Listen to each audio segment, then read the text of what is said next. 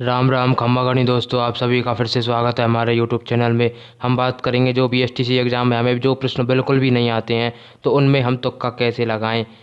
Paper में हमें कौन सा भाग पहले करना है। 200 प्रश्न है, मात्र 3 घंटे का आपको समय है, तो हम उस हिसाब से कौन सा भाग पहले करें। ओएमआर भरने का 100% सही तरीका क्या है, और एक गलती भी हमको एक साल बर्बाद कर सकती है। वीडियो को पूरा देखिएगा, वीडियो अच्छी लगे तो लाइक शेयर जरूर कर दीजिएगा। चलिए आगे बढ़ते हैं दोस्तों। रीजनिंग, जीके और टीचिंग एप्टीट्यूड से आपको 50-50 क्वेश्चन जो होंगे 150 नंबर के, और संस्कृत या हिंदी जो भी आपने सेलेक्ट किया उसके आपको 30 क्वेश्चन जो होंगे 90 नंबर के, और जो अंग्रेजी है उसके आपको 20 क्वेश्चन जो होंगे 60 नंबर के।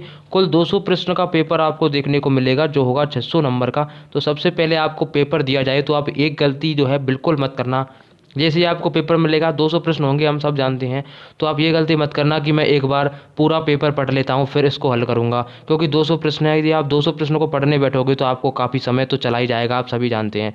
तो आप ये गलती बिल्कुल मत करना। पेपर मिलते ही आप मेरी बात भी ये भी माने, तो पेपर मिलते ही आपको सबसे पहले रीजनिंग वाला पार्ट नहीं करना है, क्योंकि रीजनिंग ज़्यादा समय मांगती है, आपको ज़्यादा समय लग सकता है। इसकी भी 150 नंबर की है और ये बाकी सब्जेक्ट्स भी 150 नंबर की हैं। तो आप पहले जो बाकी सब्जेक्ट हैं इनमें से जो भी आपकी सब्जेक्ट सबसे अच्छी हो, इन चारों सब्जेक्ट में से जीके, टीचिंग एप्टीट्यूड, हिंदी, अंग्रेजी, इनमें से आप जो भी सब्जेक्ट आपकी सबसे अच्छी हो उसको आप सबसे पहले हल करें, और आप मानसिक योग्यता यानी रीजनिंग को सबसे लास्ट के लिए छोड़ दें, क्योंकि आपको इन बाकी सब्जेक्ट्स में आपको प्रश्न पढ़ने हैं और डायरेक्ट जवाब देने हैं, लेकिन रीजनिंग में आपको हल करना होता है।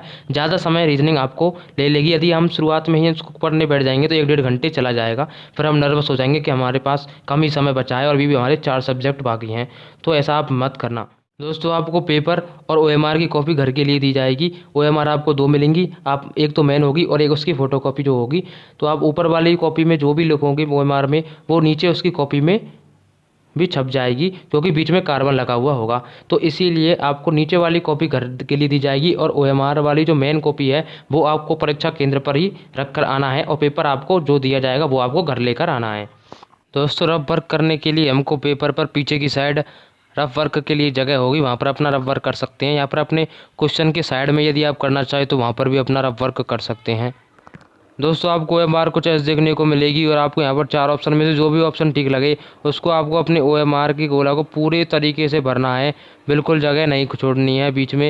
या फिर आप आधा भी भरेंगे तो भी आपका गलत होगा, या फिर आपने सही का टिक लगा दिया तो भी आपका गलत होगा।